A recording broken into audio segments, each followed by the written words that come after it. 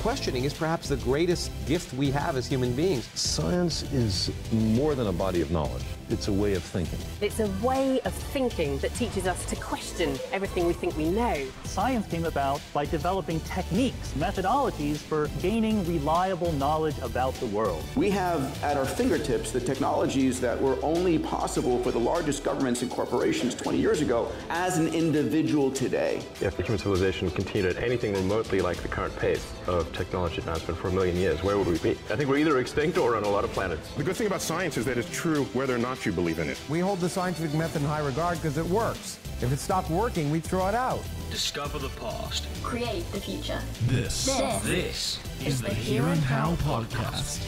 Welcome to the Here and How podcast, where every week we dive deep into big ideas to explore the past and create a brighter future. This is episode 29, What Do We Know? I'm Stephen Woodford, also known as Rationality Rules, and with me is the tremendous Thomas Westbrook, also known as Holy Kool-Aid, and the radiant Rachel Oates. Say hello, guys. Hello. Hi. The famous how to speak, then. It's a good start. I hope everyone listening's remembered how to listen. Otherwise, we really are off to a bad start. So first things first, how are you both doing? Oh, good. I was going to say on the question of what we know, apparently not a lot. Yeah. Sorry. Yeah, I'm good. How are you two? Yep, very well. I know that Thomas, you've been travelling all over the damn town, meeting people. Stephen Fry, it seemed. Yeah, I went to the Free Thought Day conference up in Sacramento just about 2 weeks ago, I think. Just over 2 weeks ago. And I actually spoke at that conference on a panel. And it was kind of an authors, podcasters panel. And I'm technically a podcaster now, thanks to you two. You have a podcast? Yes, like and subscribe. And then the next week I went just as an attendee. I wasn't a speaker, but I did, well, not just as an attendee. I got a press pass for SciCon, so I got to do some interviews, and I got to interview some really interesting people, including Banachek, who's world famous magician in Vegas, and he's worked with the James Randi Educational Foundation, managed their $1 Million Prize. He came up with the bullet catch trick that Penn and Teller use and stuff. So him, and then I also interviewed a guy we talked about in our psychic episode who went and investigated the Stargate, Project Stargate, that the CIA was doing, and the Department of Defense hired him to look into it. He's a psychologist. Found that there wasn't really anything, and they discontinued it, so that was fun. And then I also interviewed Dr. Gunter, who's taken on Gwyneth Paltrow and some of her pseudoscience, like the vagina eggs. Nice. So those will be kind of staggered, but I'm releasing them on my channel on Holy Kool-Aid eventually. That's really cool. I'm looking forward to them. Yeah, so I could see from your social channels, Facebook and Twitter, that you were having a good time, and yeah, I was jealous. So it sounds like you've had a better time than me and Rachel the last week or so. Hey, I've been playing a hell of a lot of computer games. Oh, Red Dead Redemption 2, yes, of course. Did you guys go to QED? QED? It's a conference in the UK that they just had like 2 weeks ago. It's a big one. No, I didn't even know it existed. Yeah, no, me neither. Yeah. Check it out next year. I hear it's really good. Yeah, we'll do. But that one, it was going on at the same time, but that's one that I want to catch. Maybe next year I'll get around to it. Come on over, man. One of the biggest things, a lot of times people just think, oh, a conference is just where you go to like hear speakers, and like that's not really why I go. In fact, I miss most of the speaking sessions. But what I go for more is to network with people, because you get a chance to figure out like who's who in the movement. You rub shoulders with different people, but it gives you a chance to get plugged into different blogging networks, to get, you meet people, and then they say, oh, you're really interesting, like I want to have you on my podcast. Or you meet someone interesting and you want to do an interview with them and give them some exposure. So it's kind of this, the movement as a whole grows by, getting together in these big community like settings and just figuring out who's who and networking, grab a drink with some people and meet people. Probably one of the biggest highlights was I walked out and I saw some friends all standing around. They're like, oh yeah, let's go to dinner. And I look up and like Bill Nye is like right there with them. And so they all go to dinner, and like I wind up sitting down like right next to Bill Nye, and I had dinner with him for like 2 hours. It was really cool. Oh, what an experience. That's really fantastic. Cool. You never know who's going to show up. Like he wasn't even on the speakers list, and he just showed up out of the blue. So that's fantastic. Great. No, I'm looking forward to these videos. But to get back on topic, and and I'm going to come back to what you were mentioning, believe it or not, to your experience over the last week, I should say. But within this video, what I want to do is take us back to the basics. In fact, I wanted to take us back to our most primitive basics, basics that are so basic that most people will live their whole lives without really questioning them. So basically, I want to speak about epistemology. Epistemology is the study and theory of knowledge, especially with regard to its acquisition, methods, validity, and scope. And like many philosophical topics, it's just been a raging debate for 2,000 years. When I started looking into it to do a video, to do a podcast on it, I thought this might be an easy topic. It's not, and I was foolish to assume that it is. So with that caveat, what I'm expressing is that I hope this episode is enough to whet the appetite of people listening, enough to look up more information, which is essentially what we try and do with all of our episodes, right? So nothing different. Are you going to stump us again this time, Steve? I don't know. I don't know if I will, because Are you going to make me change my entire worldview again, Steve? maybe, maybe because knowledge really is the foundation of pretty much everything else. It's all predicated on it. So if I can switch the way in which you think about that, then yes, it will have effects in that area. And if I do, then I'm just happy to be the deliverer of that. So epistemology asks such questions as, what is knowledge? How is knowledge acquired? What do people know? What are the necessary and sufficient conditions of knowledge? And is justified knowledge internal or external to one's own mind? So as you can tell, it's really getting quite deep into the way in which we perceive the world. Yeah. So as a podcast, I was going to say, I guess a big kind of like important place to start is understanding the differences between like data and knowledge and opinion.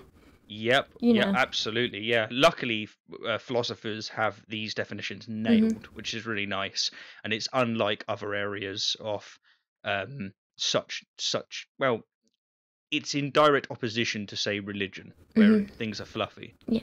But what I was going to say is that as a podcast, we've implicitly covered epistemology loads of times. In fact, we do so in most episodes because we are always talking about how do we know this and how do we know that. And we've actually explicitly spoken about it when we are speaking in reference to René Descartes' cogito ergo sum, which is I think, therefore I am. And that is obviously going to feature in this episode, and we're going to be able to expand upon it like we've always wanted to within this time frame now. But my first question to you on that topic is, how well do you both know this topic, and what are your current thoughts? I've done little bits of reading, but it's no more than like a couple of chapters here and there in like intro to philosophy books. Like, so we're talking like bare bones, basic stuff, really. I think the safe answer here, Steve, is I probably know less than you.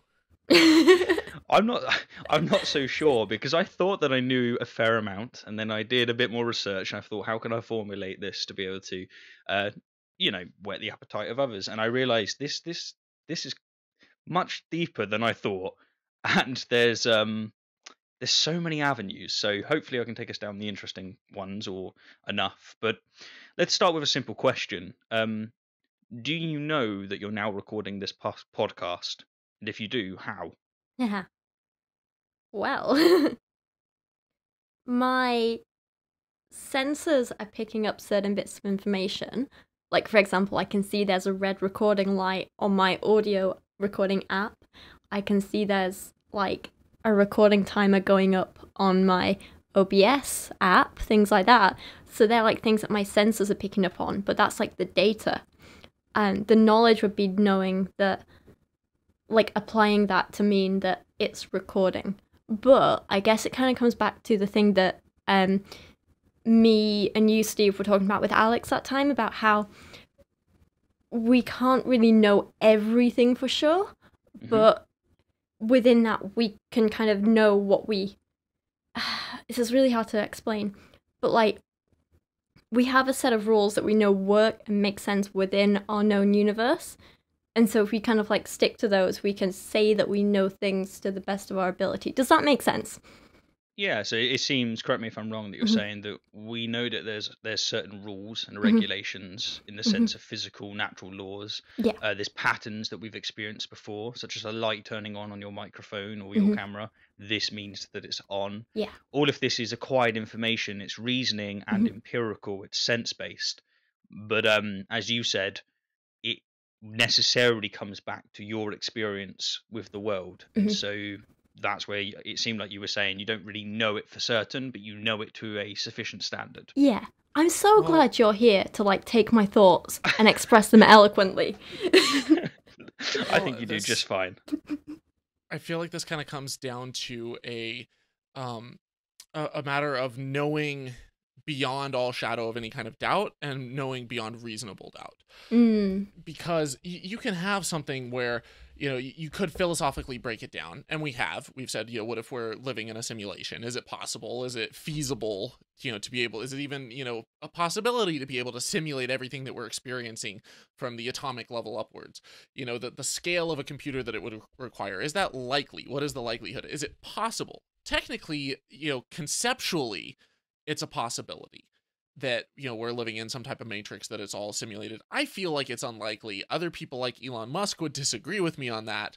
But Why do you think it's unlikely? Because I've heard this argument from Elon.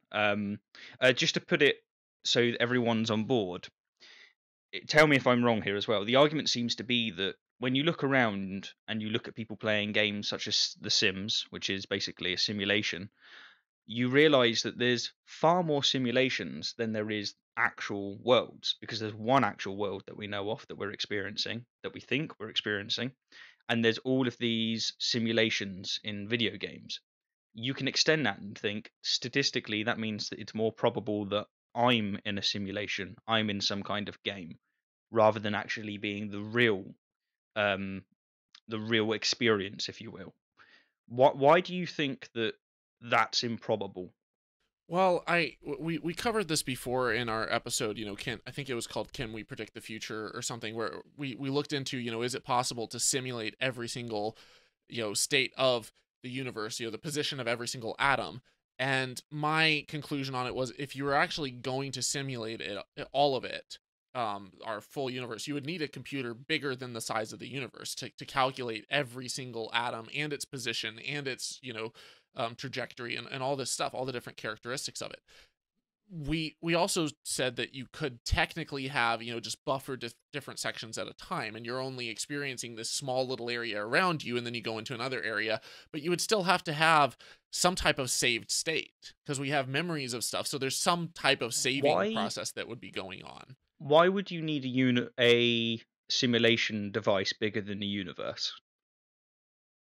Because if, you know, you think about if you're trying to say, like, well, this atom is here, and, you know, this quark is spinning in this direction, and this, you know, you have all these different factors that all have data, they all have information, and in order to store that information somehow, it has to be represented in something like bits, something that has some type of state. It could be qubits, it could be, you know, some other kind of bit that, like, we don't even know about, but you'd have to have something to represent it. And if there's some physical world outside of this simulation, assuming that this is a simulation, you would have to have some way of representing that data and storing that data. And just the sheer amount, the sheer quantity of, you know, stars in our galaxy and galaxies in this universe is just so astronomically big that if all of that is physically represented by a computer, you would need a computer to be massive.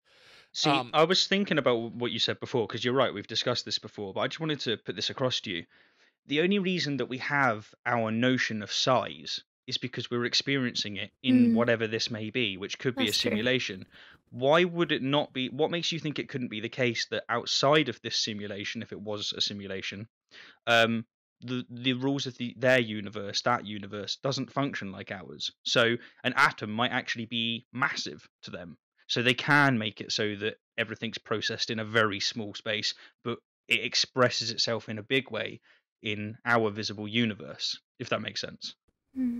Well, and it is possible that, you know, the scale is completely different and stuff, but at the same time, like there's certain things about our universe that make me at the very least feel like it's highly unlikely just based off of the data that I gather. So, for example, when we look out at the universe around us, you know, you could say, "Oh, it's, you know, it really doesn't take a whole lot for you to simulate, you know, an image of outer space." But the problem is that the more and more higher resolution telescopes that we get, you can have, you know, thousands of people around the world looking through, you know, gigantic telescopes up into space and seeing individual stars and realizing that there are entire galaxies out there, and then gathering data from these stars through, you know, spectrographs and stuff, and figuring out what individual types of elements they're composed of and stuff. And there's so much more data that, like, the deeper that we dig, the more we realize is represented. Now, it could be that all of that in real time is being made up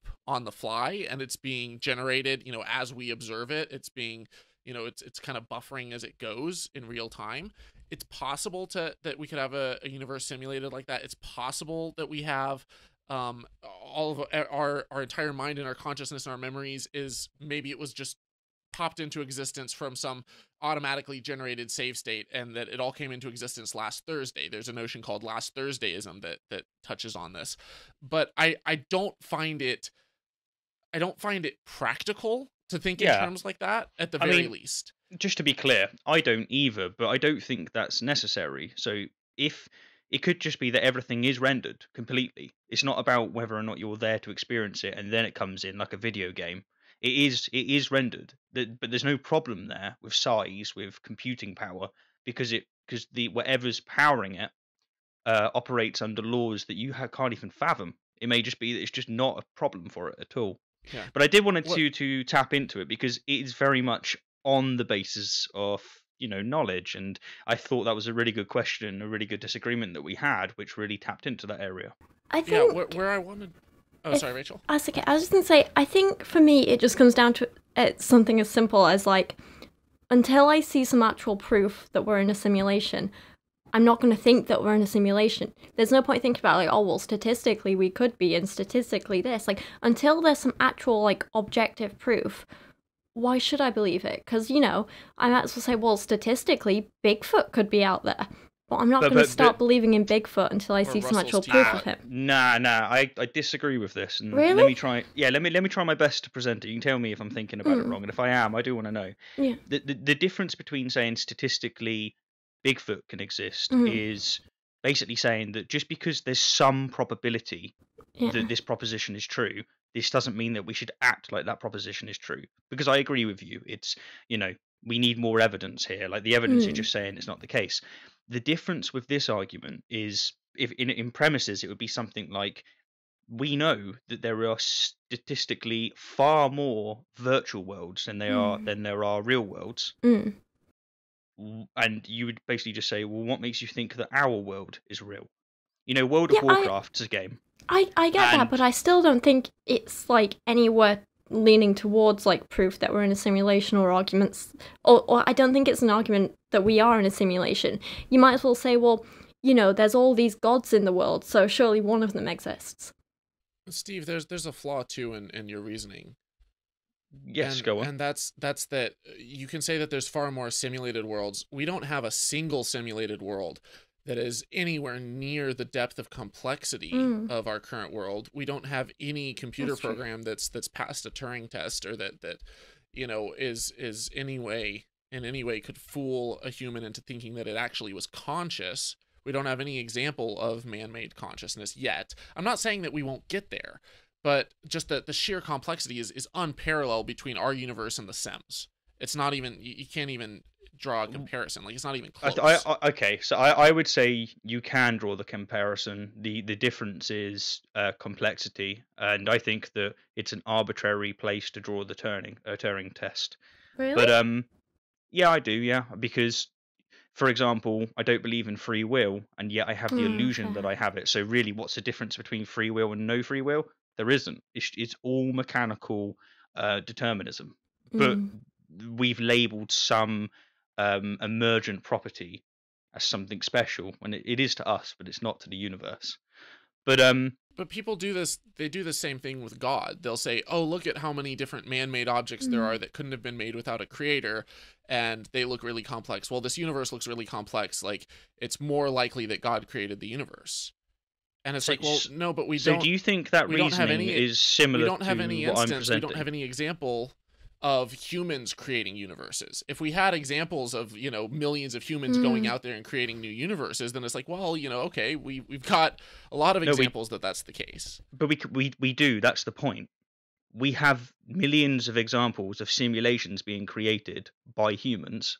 But the scale, though, the difference in complexity is like the difference between... What does scale matter? It'd be like the difference between somebody making a clay teapot and creating a universe. Like, that's the difference that we're looking at between The Sims and our entire universe. So what's the difference between, you know, one of the first Sims game and the most recent Sims game? To me, the difference is complexity. You can do a lot more. There's a lot more things to experience. The game is larger. The detail is better. But yeah, but the principle's not changed. The principle is the same.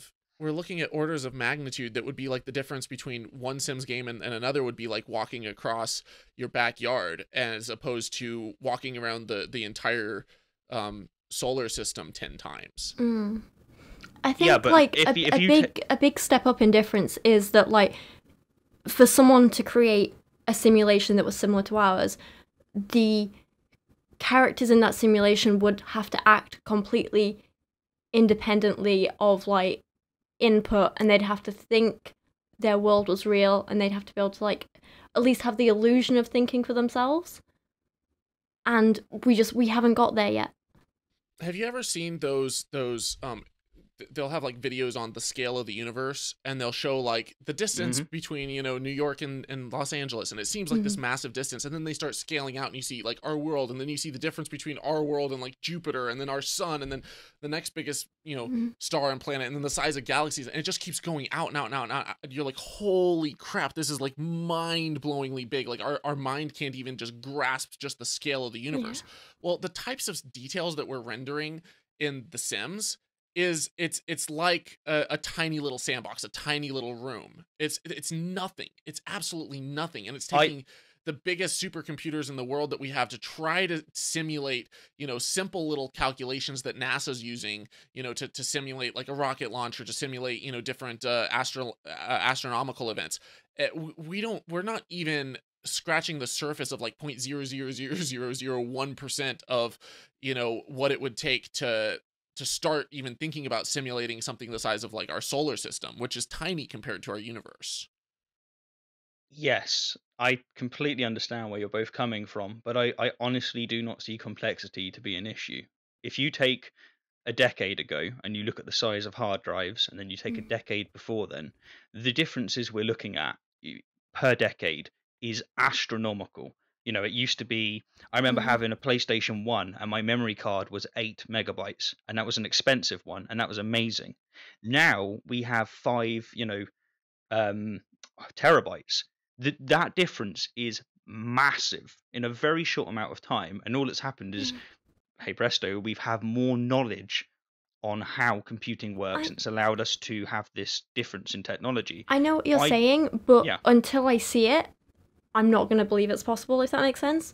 Or unless someone can give me, like, a theory for how it's possible, or, you know, not just say, oh, well, it's just complexity. It could happen. You know, it's more of a probabilistic argument. So it's not, it's a funny one in the sense that there's no massive implications for it being true. It's just, for me personally, and for Elon, it's a compelling argument because it probabilistically has merit. But you're right, it's lacking a factual aspect to it. I think I'm just one of these people who, like, I can't get behind just like statistics and just theoretical stuff and just like philosophical logic, you know what I mean? I need something like tangible, if that makes sense. Well, and I would say in response to your, you know, yes, computing power has been growing, and it's been growing exponentially. And I think we've talked about Moore's law in the past. You know, computing power, or the number of chips on a processing board, has been doubling, you know, less than every 2 years. But there's a limit. there's a physical limit on that and on the possibility, and it's been kind of slowing down, and then there's been a few breakthroughs, but it's not going to go on forever. Like, we're already down to the level of the gates. The size of the gates are like at the atomic scale, like the width of a couple atoms across, and you can't get any smaller, or else you start dealing with like quantum tunneling. And there's some breakthroughs with like quantum computing. Maybe there's some other breakthroughs that we haven't stumbled across. Until I see something like that, or until I see something that can really push it, we're not just looking at an order of magnitude of, but it's so much worse than this, because you're thinking in the realm of what we're experiencing. You're thinking about the rules of the game that we would be experiencing, when there's rules, according to this theory, that are external to us, that function in a completely different way. But they're all hypothetical. But I'm Yes. not really. Like, I'm thinking in terms of pure mathematics, the size of a computer, the number of bits required to really represent something like this. And we're looking at an order of magnitude that is unprecedented. Even if we kept going, even if Moore's law kept going for another, 1,000 years, I don't think we would reach that point. I think the argument Stephen's trying to make is that computers may be completely different in this external world than what we experience here, so we can't apply our computer knowledge to this external world. It feels, yeah, that's a good way of putting it. Just to add to that, and I promise to let you continue. Okay. It feels like I'm trying to explain that we're living inside, perhaps, a chess game, and you're making reference to the rules of chess, and I'm saying the rules to whatever created the chessboard don't necessarily have to be the same. In fact, the notion of a queen might not even make sense. Yeah. So we can't really talk about it in that sense. And here's where I think I would agree with you, Steve, is that just as we're able to make 2-dimensional video games but live in a 4-dimensional world, because we got our 3 spatial dimensions in time that we know of at the very least, what if there is, some external universe that's in like 20 dimensions, and they're able to represent things in different spaces and stuff? I can see that. But that, and one reason I kind of didn't want to dive down this rabbit hole, because one, we've already done a whole episode on it, and two, I feel like it's kind of going a little off course from the topic of this episode. But what I was trying to stress at the very beginning is, like, it could conceptually, I wanted to brush on, we could technically be living in a simulation. We could, all that we really know is that we exist. I think, therefore I am. We could get back to this Cartesian notion, the cogito. But at the same time, it really comes down to the difference between knowing beyond all shadow of a doubt. We don't know beyond a shadow of a doubt that we're not in a simulation, but there's a certain point where you have to get down to beyond reasonable doubt. Like, is it reasonable to assume something? And if we don't have any evidence for something, we have to start with the premise of extraordinary claims require extraordinary evidence. And we know what we're sensing around us. We have the empirical data. We're able to confer with other people and figure out what their experiences are, and measure things with different scientific instruments, and see if the measurements, add up, and see if they're replicable and stuff. And then kind of figure out the best course of action based off of the data that we have. We don't know beyond a shadow of a doubt, but I think that we can't function in a world where we have to have that level of certainty. We get to a point of beyond a reasonable doubt, and we go from there. Yes. Did you want to say something, Rachel? I was just going to say, like, going back to the whole point about how, like, if there is this external world or whatever, and we're in this simulation and the rules could be different, it's okay to say that and say if, but it is just hypothetical unless we see some proof that we can create a world separate from us, or that there is a world separate from us, or there is some kind of like world or pocket universe where the laws are different. Until we can see that that's a possibility, it's nothing more than hypothetical. And even if there are like probabilities and stats saying that, oh, well, there's a lot of simulations, so why couldn't this be one? It's still not evidence for me. It's like... So we're at an impasse, and like you both pointed about how much of the episode we should dedicate to it. It's worth asking the audience, do you want us to spend a whole episode where we really go to grass on this? Because we can in the future. Kind of, but this is a fun thing, because I fundamentally disagree with you both. I don't think you're looking at it Steve, in the right way, and you don't think I am, and that's good. That's a good Steve, thing. You know what I think is more likely than that our universe is simulated? Yes. I think it's more likely that there's a multiverse and that maybe there's some type of massive alien being almost on the scale of a universe that has created our universe as a petri dish to study it like bacteria, and that maybe it's doing experiments with black holes and we're just kind of some little byproduct. I think that is a more likely Thomas. scenario. Are you either calling me bacteria or are you calling me the waste product of bacteria? And which one is more insulting? Not the waste product of bacteria. You're just some byproduct of some petri dish. And I'm not saying I believe that. I'm not saying that that's likely. I'm just saying that I find that more plausible. I understand what you're saying, and you know, maybe you're both right.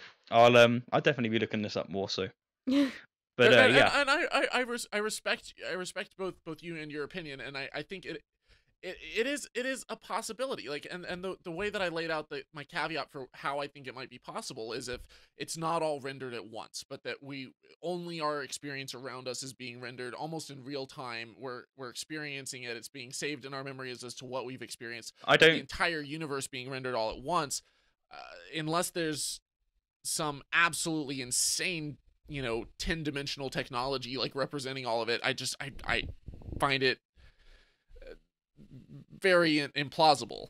Of course, you want to operate with Occam's razor, and I do. All I'm stressing is that it's a probabilistic argument, not a possibilistic, and I think that's what makes it intriguing to me. And that's where I come down to all reasonable doubt. Is it possible? Sure, but it's kind of like when someone you miss the next step. The next step is it probable, and that's where I think that's actually a fair question. But because when we say, is it possible that Bigfoot exists? We say, yes, it's possible. Is it probable? We say, no, it's not probable. Well, this is different because if you say, is it possible that we're in a simulation? Yes. Is it probable? Yes. But probability, I think that's fair. Probability depends on sample size. And so we talked about the Fermi paradox in one of our episodes, where are all the aliens? And one of the problems with that is when trying to figure out how many different other civilizations there are out there with alien life, all we're left with is, we start with the Drake equation, which, you had so many different factors of, okay, how many other life or kind of Earth-sized planets are there? How many are there within the Goldilocks zone? How many are there that could sustain life? But then once you get past those three variables, the next 4 are variables that we don't have the slightest clue. It's like on how many of them has life emerged, on how many of them has life emerged that has become intelligent life. Like all of these things, we have a sample size of 1. For all we know, it's an extremely rare phenomenon, or it could happen everywhere that it's possible. We don't know. And so like the best that we can start with is, when we have like a petri dish of chemicals that are, start with these chemicals, how likely is it to get the building blocks of life? How hard is it for these to form into cells?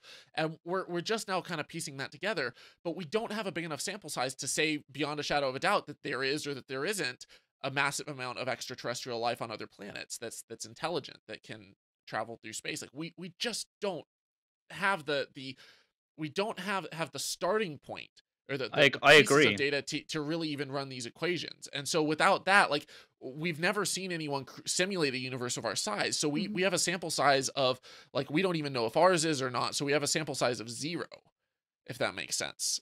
I don't see how we can run the probabilistic, like how we can even figure out the probability of it without the data. I think I must be failing to convey what I'm trying to say. We have hit an impasse, and so we will come to this again. I do want to. But talking of knowledge... If I get worked up, it's just because I'm excited. No, it's good. It's absolutely good. I genuinely want to continue because I think... I'm not going to. We're going to do it at another point. But talking of knowledge, what is knowledge? That's a good place to carry on from. Knowledge is power. Yeah. I love that. Love it. Rachel. To me, knowledge is... it's kind of like the application of data, if that makes sense. So it's like the understanding of data and inputs, and does that make sense? Yeah, that makes sense. In epistemology, it's the awareness and understanding of particular aspects of reality. Funny enough, from what we were just saying, and It is the clear, lucid information gained through the process of reason applied to reality. Mm-hmm. So, does it have to be true? Good question, which we will get to. The traditional approach. Okay. Yeah, go on, carry on. No, go ahead. I was just going to say the traditional approach is that knowledge requires 3 necessary and sufficient conditions, so that knowledge can be defined as what they say justified true belief. Can you guess what those 3 conditions are? You're bang on right. The first one is that it must be true. Truth is the best way to put it, I think, is since a false proposition cannot be known, for something to count as knowledge, it must actually be true. But what are the other 2? It must be, you must be cognizant of it. You must be aware of it. Yes, this is true. It's not one of the 2 that they have, but yeah, that's a fair. Because otherwise, you don't know something that it could be completely true, but you're not aware of it. Well, here's a way that we can lead into one of them. Do you think that knowledge is a subset of belief, or belief is a subset of knowledge? Ooh, people believe things that aren't factually true. True. So I wouldn't say that it can't be a subset of knowledge. I think okay. Knowledge should impact your beliefs, but your beliefs don't impact knowledge. I guess you can have beliefs that are, you take what you know and you form beliefs around them, kind of as a subset of them, but it's not necessarily, like, your beliefs are informed by your knowledge, hopefully, yeah, but they're not necessarily accurate beliefs, so you can have a distortion of knowledge that you believe. I'd argue that knowledge should be objective, but I can think of cases where it's kind of not. Well, it's an interesting thing. The philosophers tend to say that knowledge is a subset of belief, which is to say that because one cannot know something and also, because one cannot know something that one doesn't also believe in, such as the statement, I know X, but I don't believe that X is true, that what they would say is that's contradictory, and so it therefore has to follow that knowledge is a subset of belief. Okay. Yeah. So that's 2 of them. That makes sense. So you were saying that knowledge has to be something that's true, and it has to be something that you believe? Yes. So can you name something you know that you don't believe? Oh. According to the current state of things, the answer is no. Yeah. Even if you fall down into subconsciousness, it's like, well actually you do know it. Sorry, you do believe I mean, it. I know people who, like, they may kind of subconsciously know something's true, but they've never addressed it, and it conflicts with their beliefs, and so they reach a state of cognitive dissonance. And you can have the cognitive dissonance, but what that tends to how it manifests is different to how it actually is, and how it actually is that you do actually know that you're wrong. You do have that belief, at least. But maybe you don't. Maybe that's an avenue to go down, and we can, be part of the inflamed debate that's been raging for 2,000 years. But the third thing that you need is justification, which is opposed to believing something purely as a matter of faith. And, okay, that's a good one. Yeah. And it probably won't surprise you that it's the third one, justification, that is the most contentious. Because what does it mean? Yeah. There's several schools on it, but I'll just give you 2, and you guys can tell me what you think to these. You have evidentialism, which holds that what makes a belief justified is the possession of evidence. And you have reliabilism, which holds that what makes a belief justified is any reasonable cognitive process, such as sight. Which of those 2 would you tend to fall into? I think I'd fall towards evidence, because to me, evidence has to be a little more objective, whereas people process information differently. So it's kind of like, 2 people witness a crime.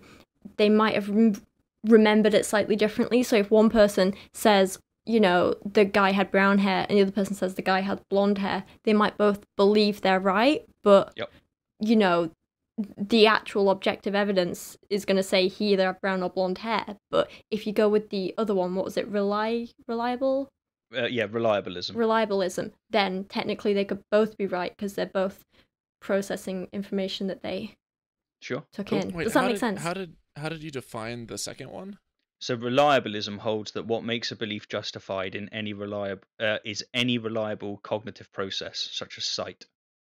So like you hear something, you see something, like you remember it. The reliable aspect is that you rely on your senses and you trust that what you're seeing, what you're perceiving is correct. It emphasizes cognitive process. So there is schools that recognize that of course you can see illusions. So when you see paper moving, you know it's not moving, but it's cognitive process. And so it comes back to that. I'd have to go with the some first people one, but maintain that both. I would have to go with the first one because, you know, we've talked before about the Innocence Project and about people who were literally put on death row and given either life sentences or death, given the death penalty as a result of eyewitness testimony. And then when DNA evidence was brought forward, which is more, you know, objective, verifiable evidence, they were exonerated and they realized that they had the wrong person and that people just, they thought that they saw someone or they you know, convicted someone out of emotion, but it was the wrong person that they were remembering. I think a part of that is like our eyes, like they don't work like a photograph. They look at shapes, they look at patterns. We're really good with pattern recognition, but it's really difficult to remember, you know, exactly what someone looks like when you close your eyes. You know, even if you've seen them a ton, you know, even just remembering all of the details on your own face, if you haven't thought about it and you just close your eyes and you try to think like, okay, where is the freckle on my left cheek, or where are the moles and wherever, like how do my eyebrows look exactly? Like all of these things, you know, we do not remember like a photograph because it's our brain just doesn't have to. But the thing is that when it comes to something such as logic or physics, you know, how gravity functions, the only reason you know about it is because you are experiencing it with your senses. So you're right. No. Oh, no? You could, you know, you can create equipment and gather actual measurements, and then you can reliably test those and have other people test them. But how do you test them? How do you know if those tests work? You have to experience them. You're still observing it through your senses. So really, it's an extension rather than a difference. It is, but it's a more objective measurement. It's where I think I would differ is I would say that seeing something, someone giving a testimony, like that is evidence. That is a type of evidence. It is someone, you know, comes forth in court and they say, you know, like if let's say that you walk up to a cop and you punch him in the face and he puts you in handcuffs and he takes you into court and he says, you know, this guy punched me in the face. I've got these scars that you can see, this black eye that you can see, and he's got this testimony. That is evidence. That's admissible in court. And it's pretty reliable evidence there, you know. But it's not admissible in science. For me, it's like the difference between, like, say, two types of visual evidence, right? One of them might be a photograph, and one of them might be you remembering looking someone in the face. Like one's cognitive, right? Yeah, but you still have to take in both bits of evidence via your eyes and process it via the brain to understand what's happening. But one is a little bit more reliable than the other. One is more objective than the other. One can't change. One can change. Yeah. I think that's the difference, is that you're every time that you remember something, your neurons change it slightly. Yes. They change the memory slightly. But you know that when you see something, you're not actually seeing what's there, right? For example, you know, color. We've spoken about why things have color. So you remember it, you see it as if it has color. Well, we know that's wrong. But so your senses are wrong. But that photograph is not going to change unless obviously like something happens to it, like it gets burnt or whatever. Like that actual thing is not going to change. There's not like a tangible thing in your memory that can stay the same. So just because your perception because your perception of color might be different from someone else's, that doesn't mean that there's not an objective level of, you know, this part of, you know, the visual spectrum that was captured. This part was, you know, reflected. This part was absorbed. You know, when you actually take a picture into Photoshop, you can grab the little eyedropper and be like, all right, what's the RGB the RGB value of this specific pixel? You know, like there is an objective measurement there. Even if your eyes are, you know, if you're colorblind, there still is an objective photo. Yeah, we could potentially even just like feed it into a computer and have an algorithm, like, you know, check that face against a bunch of other faces. You can't do that with a memory. So It's like here's an that one's interesting only one that reliant you've- on you. Sorry, go on. No, you got me thinking, guys. Does color exist if there's no beings to see? Well, colors The light basically exists. it's just about light and what's absorbed and what's reflected. Even if people aren't seeing it, things are still being absorbed, some things are still being reflected. It's still happening. Yeah, it reminds me of the whole, is there a sound made if a tree falls? It's like the Yes, physical there is. properties are, yeah, exactly. Yeah, the physical, I mean, the point of that question is it makes people think, what do we really mean by sound? What do we really mean by color? Because Yeah. the physical things are still happening. But if we say color is exactly, what we're perceiving in things, then no, it doesn't exist without us because it necessarily requires that perception. But whereas if color is the physical properties of light being light being reflected or absorbed, it does exist.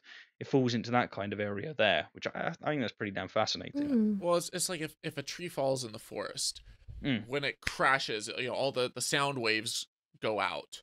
And if you had an audio recorder sitting out there and nobody else is there around, but the audio recorder captures it, you could be sitting on the other side of the world, and you could have a video feed right on the audio recorder, and you've got no way of listening to the audio, no way of detecting the audio other than this audio recorder, but it has a little waveform pattern.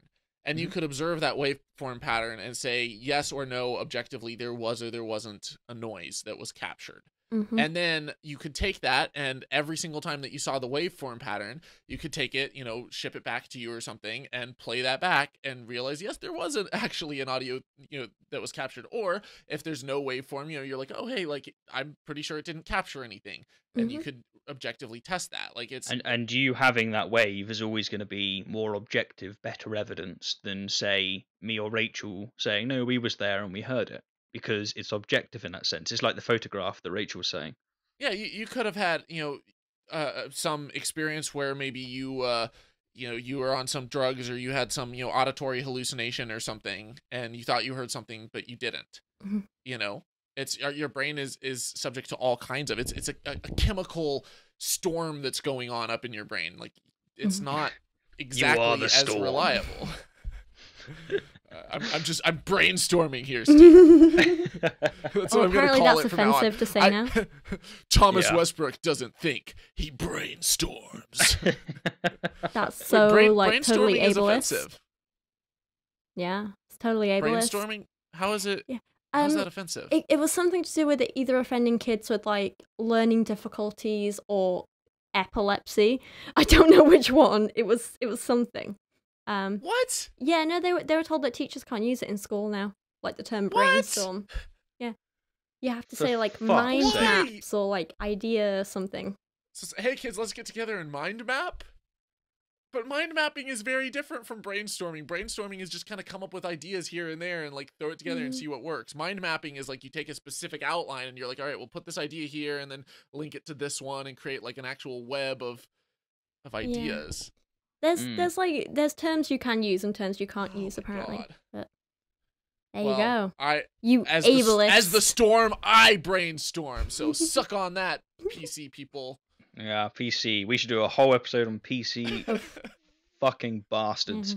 But I was going to ask. I'm past the point of worrying about offending people. It's like my motives and my incentive for talking about stuff is not to put people down. It's not to attack people.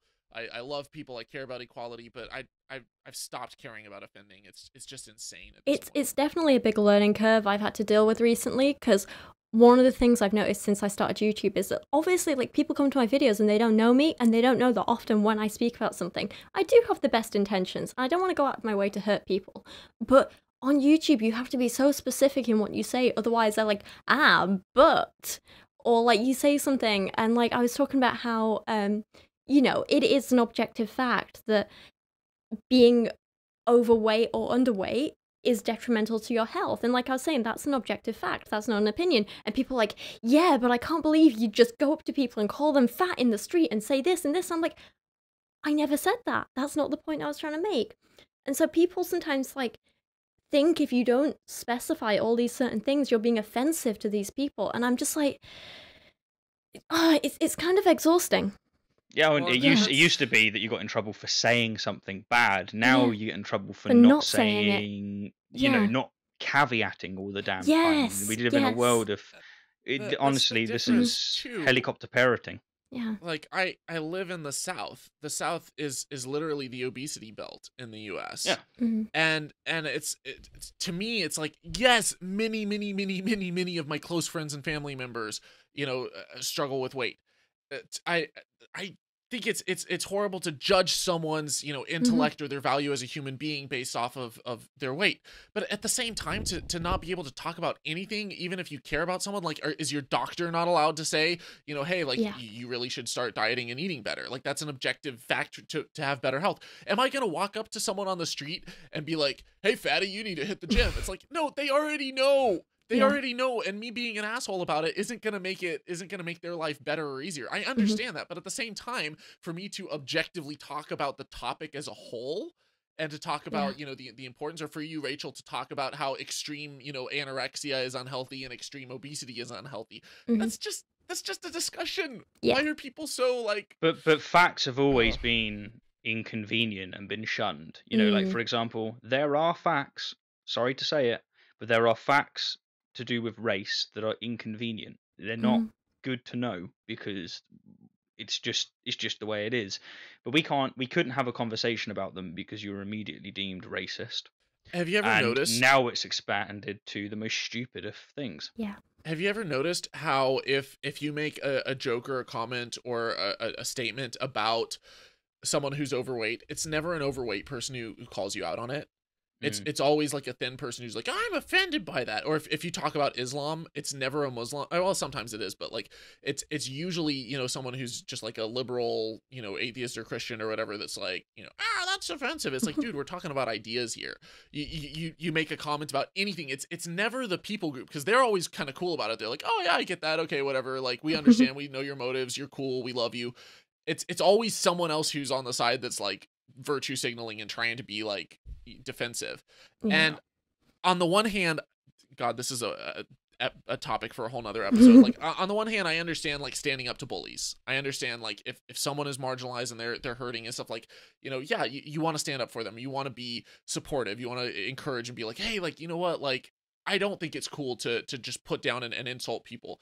At the same time, to assume that you're the judge of everything and to take offense, it's gotten to the point where you can't even have a conversation without, and I know I'm not trying to straw man. I realize most people are in the middle, but as all of us are making videos on YouTube, we see the blowback. We get the blowback every single day, and we see the comments, and it's like, guys, you're on a hair's edge trigger here, just going off the deep end at the slightest thing that you take offense at. And it's so tough, because on the one hand, it has taught me to be more kind of careful about my word choice and think a little bit more about what I'm saying and not just assume everyone thinks the best of me. But on the other hand, it is exhausting and it is tiring and it's frustrating sometimes. Like, the amount of times I've had to like literally say, I'm not fat phobic, I'm not transphobic, I'm not this, just because I didn't say something is a little bit exhausting. Like, I think I mentioned it to you guys before. When I did the video about like Debbie Pearl talking about like gender differences and stuff, and she was making a point, she's one of those people who's very much like marriage is a man and a woman, and the man leads and the woman does this and blah blah blah. And I made some stupid throwaway joke about how like, oh yeah, men, can you imagine if men said they couldn't cook, or husbands said they couldn't cook because their penis stops them getting close to the cooker or something? And that was a joke I made, and everyone's like, oh, you're forgetting that not all men have penises, and this and this. I'm like, obviously trans people exist, but in the context of this joke, it Rachel, wasn't relevant. You're being offensive to men with small dick sizes. Jesus Christ. God damn it. Yeah, I had a lot of backlash over that joke, and people call me transphobic, and I'm like, I literally like sit and make videos campaigning for how, like, trans people deserve equality and trans people deserve to be treated like everyone else, and don't judge them for this, don't judge people for this. But then you make one joke about one particular type of person and you're transphobic, and I'm just like, Steve, I have to apologize, because you have this whole wonderful, beautiful episode laid out on epistemology and how we know things, and I've derailed it not once but twice. First with are we in a simulation, and then political correctness. The steered us so far off course. The simulation thing is my fault, but or what I always like about you guys is I like where our conversations go, and so for me it's like if that happens, that happens. I hope the audience doesn't mind either. You're right, there's a lot to get through, and I'm not going to be able to get through it now. But Sorry. I do like the way in which the conversations went, and I think that's why people tune into podcasts. We're passionate. Yeah, absolutely, we are passionate. But I want to just add a note to what you were just saying. We don't know anything. Yeah, no, totally. But like what you were just saying, Rachel, I don't know if it's good or bad. I think it is good that we live in such a privileged time and space that our issues are the words we use and the sensitivity of our statements, rather than point.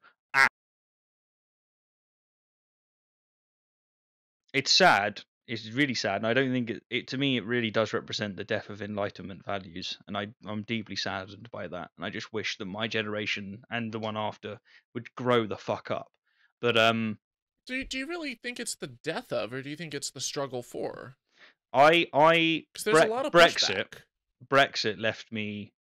If I'm honest with you, to get a bit sad with you, Brexit ripped my heart out. I just realised that so many people I know really do not value democracy. They really do not value free speech. They really just don't. A principle is not a principle until it costs you, and it just made me realise that there's a hell of a lot around me that really are not what they seem to be, which is real liberals, Enlightenment folk. But and the same is true of America. The way people have acted towards Trump. Trump's a moron, but the way a lot of people have acted it's just showed me that wow, we failed. We've really failed with education in some areas. But isn't progress kind of like a seesaw on a rocket?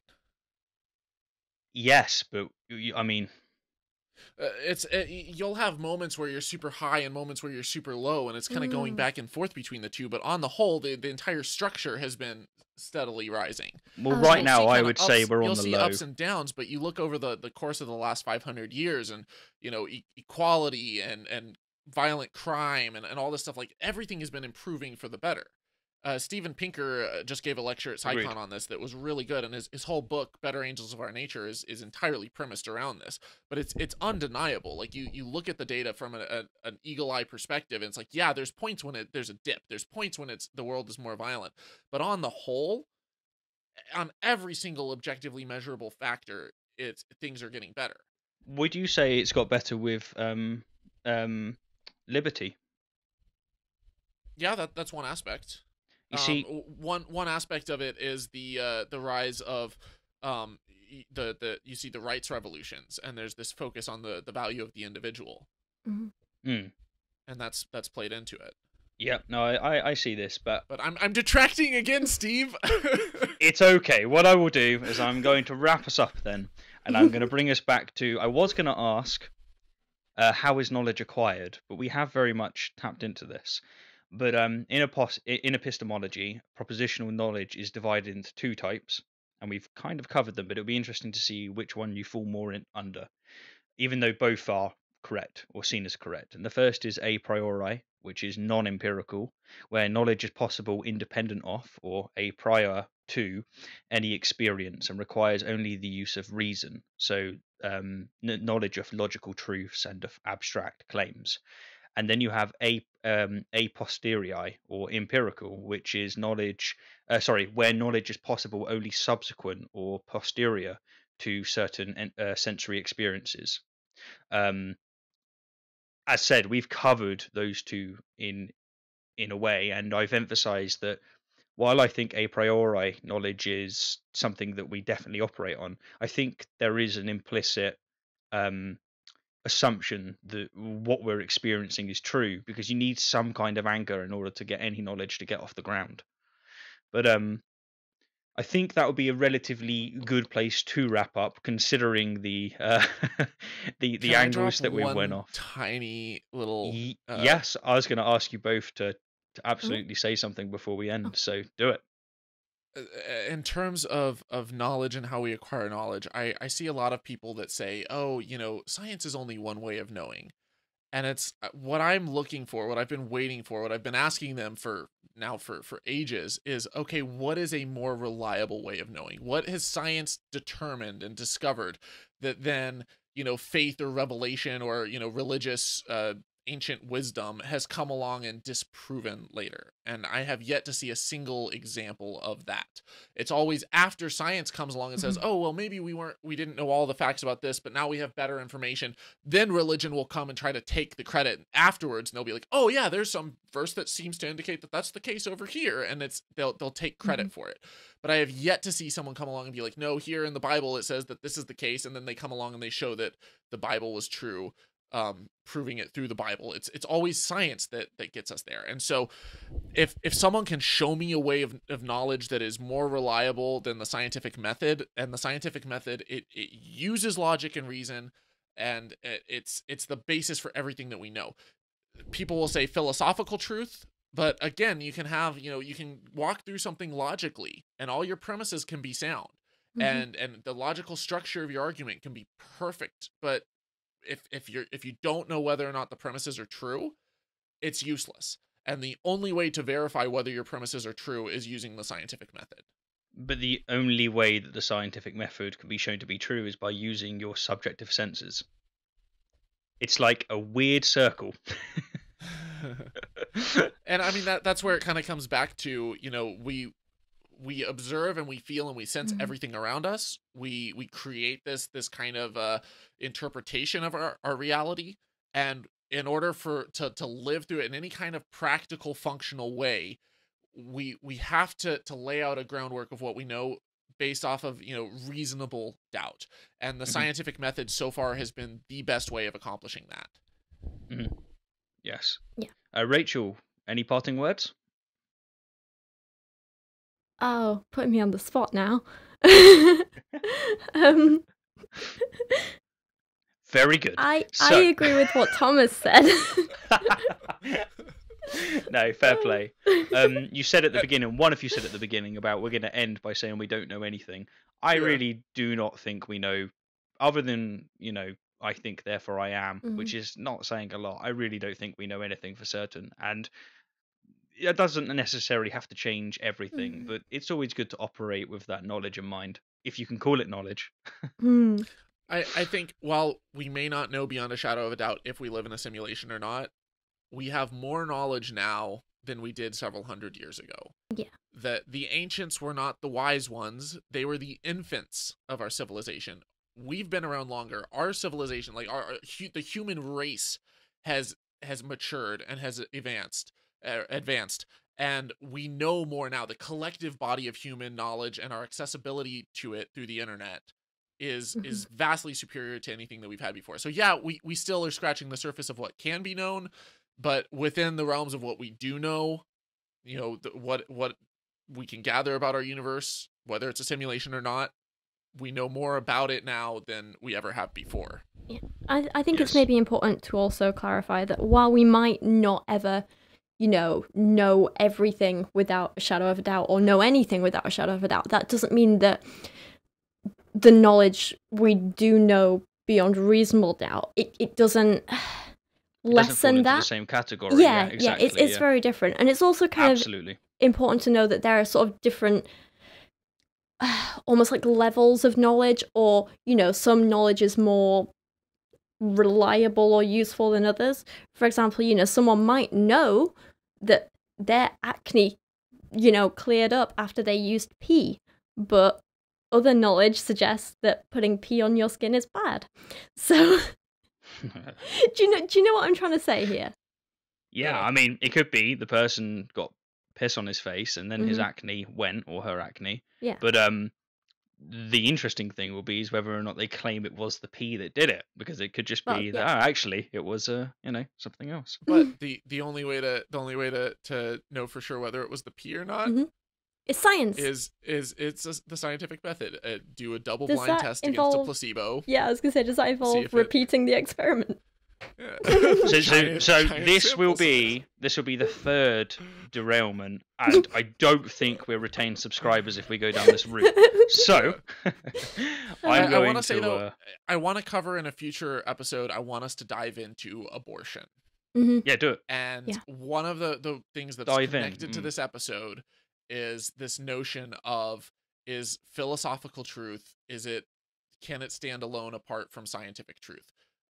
Cosmic Skeptic had a whole conversation with you guys on where he talked about that, where he talked about abortion, and he did it from a philosophical stance. And he took he argued whether or not it was a stance that he held or whether or not he was playing the devil's advocate. I'm not positive on, but he argued a case for a pro-life stance, starting pretty much right after, within a few days of conception, from a philosophical approach. And I think that that's extremely flawed, and I want to cover why, and I want to look into the science behind why I hold that stance. And hopefully we can explore that with our listeners soon. I'd be up for that. Do you maybe want to do that next week? Because I've still got a lot of the research from that conversation that we didn't actually touch on. So join us next week for abortion with Rachel. As we not abort this again. Yes. This has been an absolute blast, and now we want you to join in the conversation over on the Here and How Facebook and Twitter pages, or follow us on Pinterest and Instagram if you just want some of the dankest of science-y memes. If you like one of our particular styles, check out each of our YouTube channels: Rachel Oates, Rationality Rules by Stephen Woodford, and Holy Kool-Aid by me, Thomas Westbrook. To find all of our episodes, show notes, contact information, and more, warp on over to our home base, thehereandhow.com. If you enjoyed this episode and want us to succeed in spreading the love of science, you can help us out by giving us a 5-star review on iTunes or Stitcher. And to all our friends and family listening, thank you for spending this episode with us. We'll be back to explore another exciting big idea next week. Now go create something magnificent.